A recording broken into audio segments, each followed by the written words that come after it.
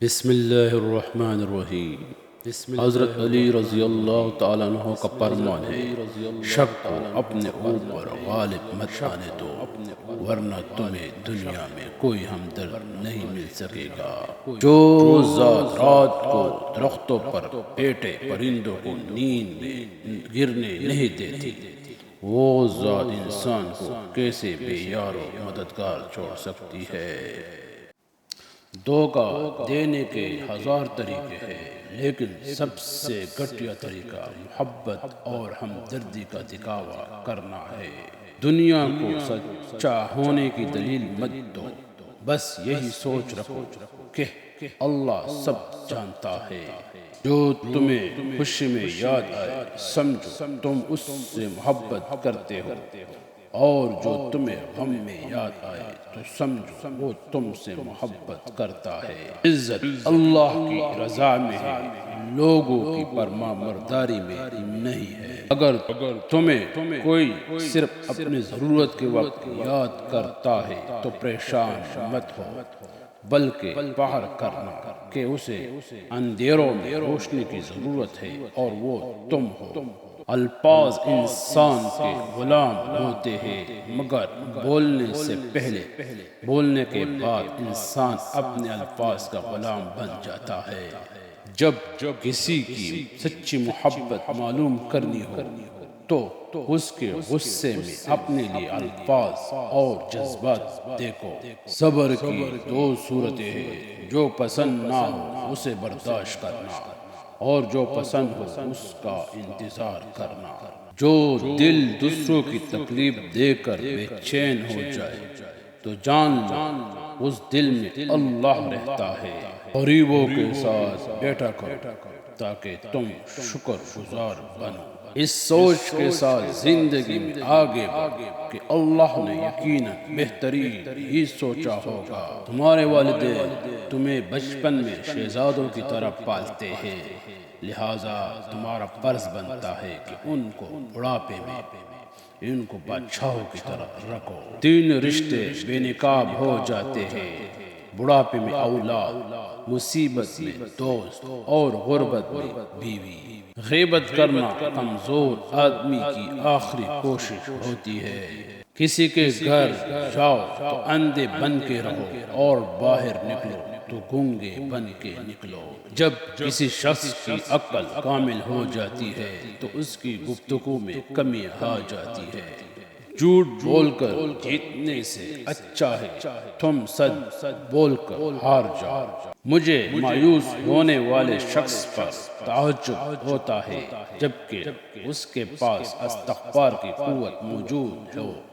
زبان کا وزن بہت ہی ہلکا ہوتا ہے، مگر بہت کم لوگ ہی اسے سنبھال پاتے ہیں۔ حضرت علی نے فرمایا، صبح کی نیند انسان کے ارادوں کو کمزور کرتی ہے۔ منزلوں کو حاصل کرنے والے کبھی دیر تک سویا نہیں کرتے۔ حضرت علی رضی اللہ تعالیٰ عنہ نے فرمایا، بے شک دنیا کی مثال ایسی ہے جیسے ایک شخص کی دو بیویاں ہوں، ایک کو راضی کرتا ہے تو دوسری رٹ جاتی ہے۔ نیک بننے کے لیے ایسی کوشش کرو جیسے حسین بننے کے لیے کوشش کرتے ہو۔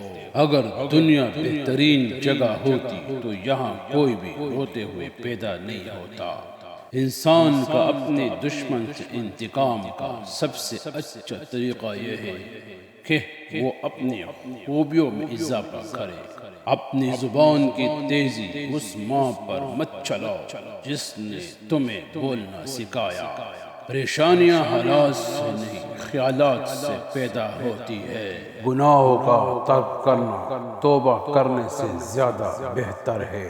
جب تمہارا دل کسی کے گلے لگ کے رونے کو چاہے تو قرآن پاک کو گلے لگا لینا، اور انسان کو اللہ کی محبت تب نظر آتی ہے جب اسے دنیا کی محبت دکھا دیتی ہے۔ قیامت کے دن تم اس کے ساتھ رہو گے جس سے تم محبت کرتے ہو۔ اللہ آزماتا ہے اس چیز سے جو تمہیں بہت پیاری ہوتی ہے تاکہ اس چیز کے ملنے کی تڑپ تمہیں اللہ سے ملا دے۔ جب تمہیں خوشیاں ملنے لگے تو 3 چیزوں کو کبھی نہ بھولنا، اللہ کو، اس کی مخلوق کو اور اپنے اوقات کو۔ کسی کو چاہو تو دل سے چاہو، زبان سے نہیں، اور کسی پر غصہ کرو تو صرف زبان سے، دل سے نہیں۔ کسی کے دل میں محبت پیدا کر کے اسے چھوڑ دینا اسے قتل کر دینے کے برابر ہے۔ جو شخص ہمیشہ تمہاری خوشی چاہے اس کا اداس ہونا تمہارے لیے فکر کی بات ہے۔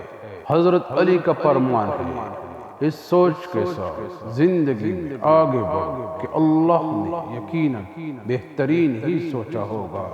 تنہا انسان کو کبھی تنہا نہ سمجھنا، کیونکہ جو تنہا ہوتا ہے اس کے سب سے قریب اللہ ہوتا ہے۔